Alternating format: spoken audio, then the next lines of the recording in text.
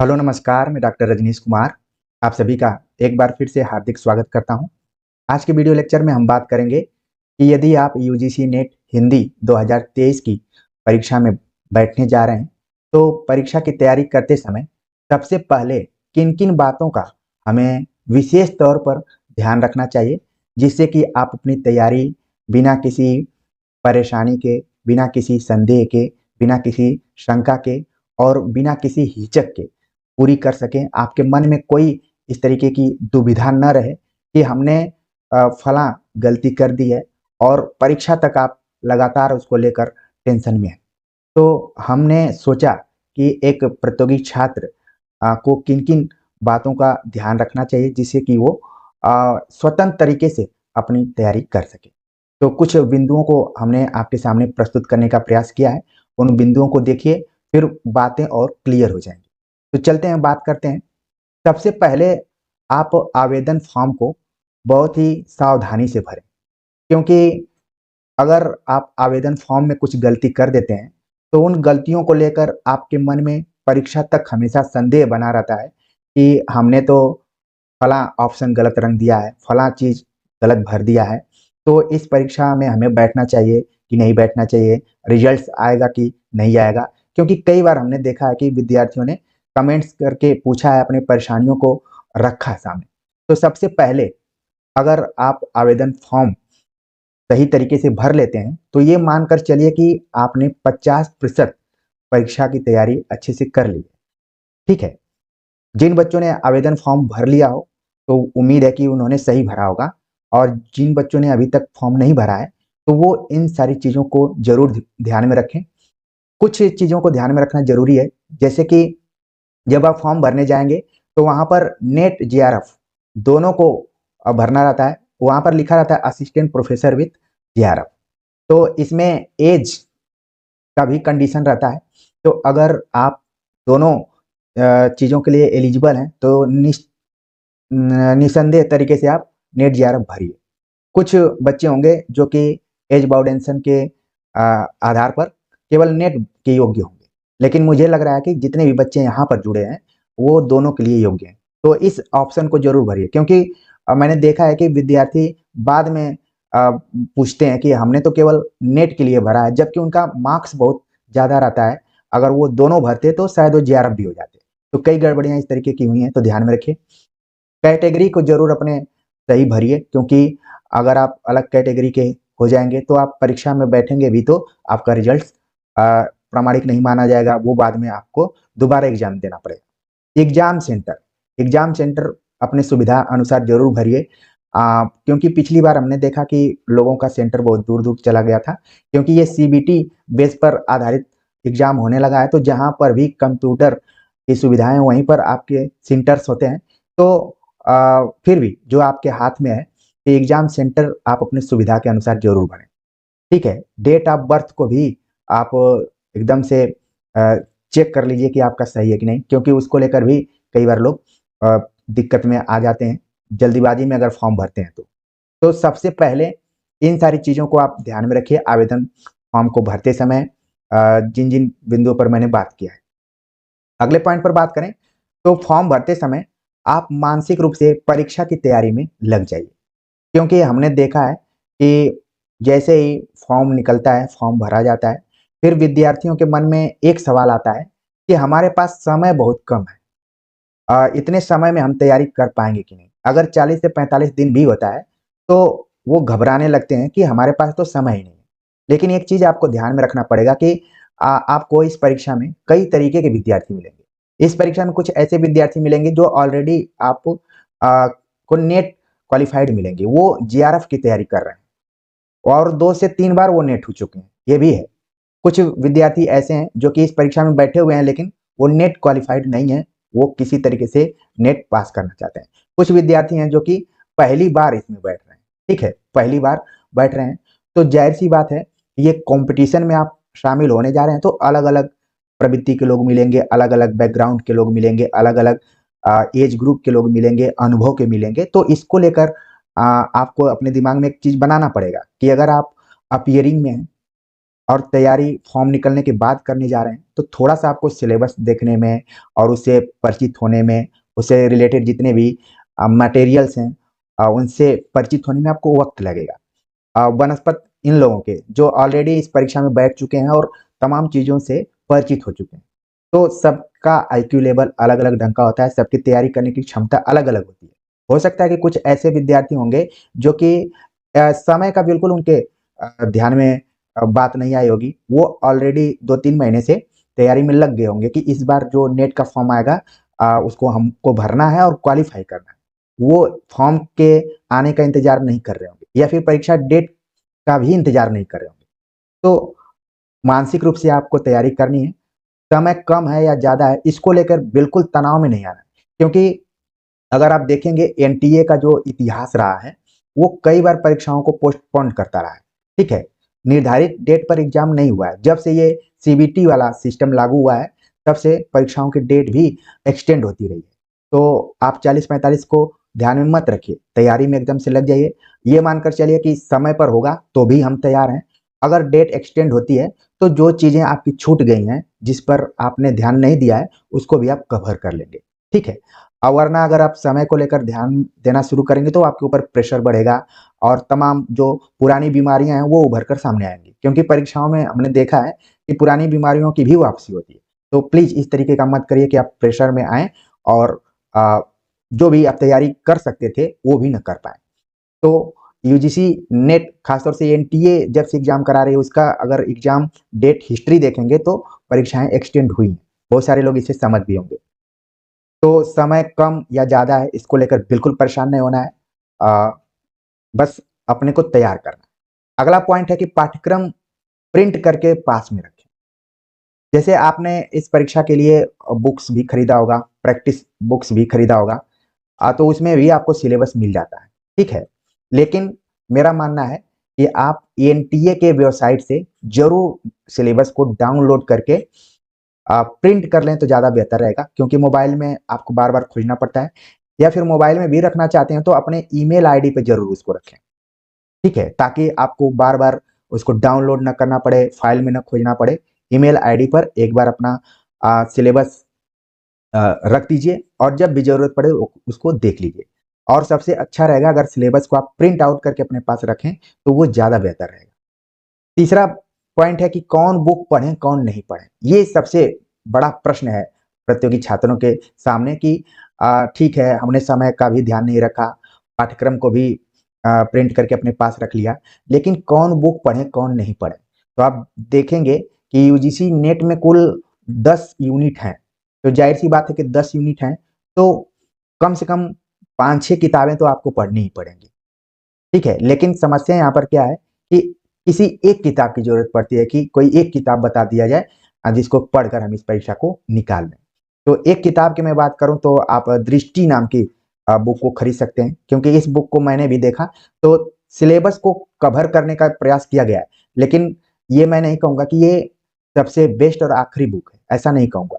क्योंकि सिलेबस किसी एक बुक को ध्यान में रखकर नहीं बनाया गया। भले वो बुक उस सिलेबस के अकॉर्डिंग बनाई गई हो, उसको पढ़कर आप सफल भी हो सकते हैं। बहुत सारे विद्यार्थियों का मैंने यूट्यूब पर इंटरव्यू भी देखा तो उन्होंने दृष्टि वाली बुक का नाम लिया है कि उसको पढ़कर हमने पास किया। लेकिन जब हम किसी परीक्षा में सफल होते हैं, तो ये बताना मुश्किल है कि हमने किस किताब को पढ़कर इस सफलता को हासिल किया। हो सकता है कि आपने बीए में बहुत अच्छे से पढ़ाई की हो, तमाम उन इतिहास ग्रंथों को पढ़ लिया हो, उन उपन्यासों को पढ़ लिया हो, नाटकों को पढ़ लिया हो, कहानियों को पढ़ लिया हो, या फिर जो अन्य गद्य विधाओं में रचनाएँ लगी हैं, उनको आपने पढ़ा हो समय-समय पर।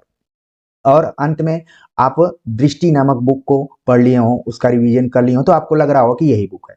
क्योंकि जब सफलता आपको मिलती है, आपका कोई इंटरव्यू लेता है, तो आपको तात्कालिक जो कारण रहते हैं, वही नज़र आते हैं कि हम इसके माध्यम से सफल हुए। लेकिन आपको ये अनुभव ज़रूर हुआ होगा कि आपका जो पुराना ज्ञान होता है, वही अंत में आपके काम में आता है। ये भी कई बार देखने में आता है। इसलिए आप अगर बीए और एमए बढ़िया से किए हैं, तो फिर नेट का एग्ज़ाम बहुत कठिन नहीं होगा। नेट का एग्जाम उनके लिए कठिन होगा जो बीए और एमए ठीक से नहीं किए हैं, फिर भी इस परीक्षा में बैठना चाहते हैं। वो इन किताबों को लेकर परेशान होते हैं। तो अगर एक किताब आप पढ़ना चाहते हैं तो दृष्टि का मैं नाम बताऊंगा। बाकी अगर यूनिट वाइज किताब पढ़ना चाहते हैं तो हमने सन 2023 की तैयारी कैसे करें, और पाठ्यक्रम को समझाने का प्रयास किया है, तो उनमें किताबों का नाम बताया, तो उन किताबों को भी आप देख सकते हैं। तो दूसरा पॉइंट जो था कि मानसिक रूप से इस परीक्षा के लिए आपको तैयार हो जाना है, इसकी तैयारी में लग जाना है, बिना किसी देर किए हुए, तमाम चीज़ों को इग्नोर करते हुए कि समय कम है कि ज़्यादा है। ये नहीं कि आप केवल तैयारी को लेकर परेशान हैं, आपके पास सिलेबस भी नहीं है, पता भी नहीं है कि क्या-क्या पढ़ना है, ठीक है? तो इन सारी चीज़ों को आप ज़रूर ध्यान में रखें, सिलेबस ज़रूर अपने पास रखें। तीसरा, जो सबसे मोस्ट इम्पोर्टेंट चीज़ है कि पुराने वर्ष के प्रश्न पत्रों को सबसे पहले देखें। मैं तो यही कहूँगा कि मटेरियल इस एग्ज़ाम से संबंधित अपने अपने पास रख लीजिए, लेकिन पुराने वर्ष के जो प्रश्न पत्र हैं, ख़ास तौर से जो एनटीए ने कराया है और सीबीटी मोड पर जितने भी प्रश्न पत्र हुए हैं, उनको आप अपने पास ज़रूर रखें। और चाहें तो इसको प्रिंट आउट करा लें, हालाँकि इसमें पेज आपको बहुत ज़्यादा मिलेंगे, इसलिए मैं कहूँगा कि इसको भी मोबाइल में या फिर लैपटॉप आप अगर चला रहे हो, तो उसमें आप सेव कर लीजिए। सेव करके अपने ईमेल आईडी पर इसको रख लीजिए, ठीक है? और उसमें सॉल्व करने का प्रयास कीजिए, तो इससे आपको एक फ़ायदा ये मिलेगा कि कंप्यूटर बेस्ड टेस्ट होगा, तो आप कंप्यूटर फ्रेंडली हो जाएँगे और आपको दिक्कत नहीं होगी स्क्रॉल करने में, या फिर कई बार लोगों को कंप्यूटर स्क्रीन के सामने बैठते हैं तो उनके सिर में दर्द होता है और अनकम्फर्ट महसूस करते हैं, दिक्कत होती है उनको। तो अ, ये भी एक प्रैक्टिस का ज़रिया है, क्योंकि जब ओमार पर आधारित एग्ज़ाम हुआ करता था, तो लोग ओमार शीट खरीदते थे और उसको रंगने का प्रयास करते थे कि उस समय गलतियाँ ना हो। लेकिन ये सीबीटी पर आधारित है, तो पुराने प्रश्न पत्रों को आप एनटीए की वेबसाइट पर जाइए, वहाँ पर एक डाउनलोड का ऑप्शन है, उस ऑप्शन में जाएँगे और फिर आप भरेंगे कि यूजीसी नेट का इस वर्ष का प्रश्न पत्र चाहिए, फिर सर्च करेंगे तो दोनों शिफ्टों का वहाँ पर आपको क्वेश्चन पेपर मिल जाएगा। तो उसको डाउनलोड कर लीजिए और फिर जब भी समय मिले तो ज़रूर उसको देखिए। सबसे पहले इसको देखिए। प्रश्न पत्रों को देखने से एक फ़ायदा आपको मिलेगा कि प्रश्न पत्र का नेचर कैसा है? किस टाइप से सवाल आ रहे हैं? क्या वन लाइनर सवाल आ रहे हैं कि विकल्प में भी विकल्प दिया जा रहा है और लंबे सवाल आ रहे हैं, छोटे सवाल आ रहे हैं, कैसे सवाल आ रहे हैं? इसको आप देख पाएँगे। तो जब आप तैयारी करने जाएँगे, किताबों को पढ़ेंगे तो उन सवालों से आप टकराएँगे, उनसे परिचित होंगे। फिर उन्हीं के समान अन्य सवालों को भी आप किताबों में खोजने का प्रयास करेंगे। और फिर आपको ये भी समझ में आएगा कि किस इकाई से कितने प्रश्न आ रहे हैं। हालाँकि इस चैनल पे हमने पहले ही बताया है कि किस इकाई से कितने क्वेश्चन्स आ रहे हैं। एक हमने आंकड़ा पेश किया हुआ है और 2-3 सालों के आधार पर किया है, जिससे कि आपको एक अनुमान लग जाएगा कि किस इकाई पर हमें ज़्यादा मेहनत करना है। भाषा विज्ञान पर ज़्यादा मेहनत करना है, कि हिंदी साहित्य का इतिहास पर ज़्यादा मेहनत करना है, कि भारतीय काव्य शास्त्र और पाश्चात्य काव्य शास्त्र पर करना है, कि वैचारिक पृष्ठभूमि पर करना है, हिंदी कविता और जितनी भी विधागत इकाइयाँ लगी हुई हैं, इस पे कितना मेहनत करना है, ठीक है? तो ये एक अनुमान लगेगा पुराने प्रश्न पत्रों को देखने के बाद। इसके बाद जो महत्वपूर्ण बात आती है कि टाइम टेबल बनाकर नियमित रूप से पढ़ना बहुत ज़रूरी है। बिना टाइम टेबल यहाँ पर बात की जा रही है, तो ये आपके सीटिंग प्लान की बात की जा रही है। क्योंकि कई बार लोग 40 से 45 मिनट पढ़ते हैं, इसके बाद लगता है कि हमने बहुत पढ़ाई कर ली। लेकिन जब तक आप सीटिंग प्लान करके नहीं पढ़ेंगे, मतलब कि कम से कम 3 से 4 घंटे रोज़ नहीं पढ़ेंगे, तब तक आपका सिलेबस कवर नहीं होगा और आपका आत्मविश्वास भी नहीं आएगा। आपको बार-बार चिंता होगी कि हम सही दिशा में तैयारी कर रहे हैं कि नहीं, या फिर हमारा सिलेबस कवर होगा कि नहीं। तो टाइम टेबल बनाने का मतलब है कि सीटिंग, आप कितने घंटे तक बैठ रहे हैं और बैठ रहे हैं तो आप कितना ठीक से पढ़ पा रहे हैं, क्योंकि वर्तमान समय में आपको पढ़ाई से डिस्टर्ब करने के लिए तमाम साधन है। मोबाइल हो गया, और मोबाइल तो ऐसा है कि इसको छोड़ भी नहीं सकते और इसको हमेशा पकड़ भी नहीं सकते, क्योंकि बहुत सारी ऐसी चीज़ें हैं जो कि आपको मोबाइल से ही मिलती हैं। सूचनाएँ हो गईं, मैटर्स हो गए, सब कुछ जितना भी है। अगर आप अपने ऊपर नियंत्रण नहीं रखेंगे, तो फिर यूट्यूब पर मेरा लेक्चर देखने के बहाने आप अन्य चीज़ों में भी चले जाएँगे। कहीं शॉर्ट्स देख रहे हैं, कहीं रील्स देख रहे हैं, कहीं व्लॉग देखने लगे, कहीं कॉमेडी देखने लगे, तो समय का पता नहीं चलता।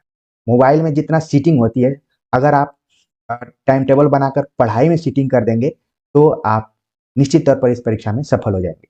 अच्छा, टाइम टेबल बनाने का सबका अलग-अलग समय है। कोई रात में पढ़ता है, तो उसका दिमाग फ़ास्ट काम करता है, ठीक है? कोई सुबह में पढ़ता है, तो उसका दिमाग फ़ास्ट काम करता है।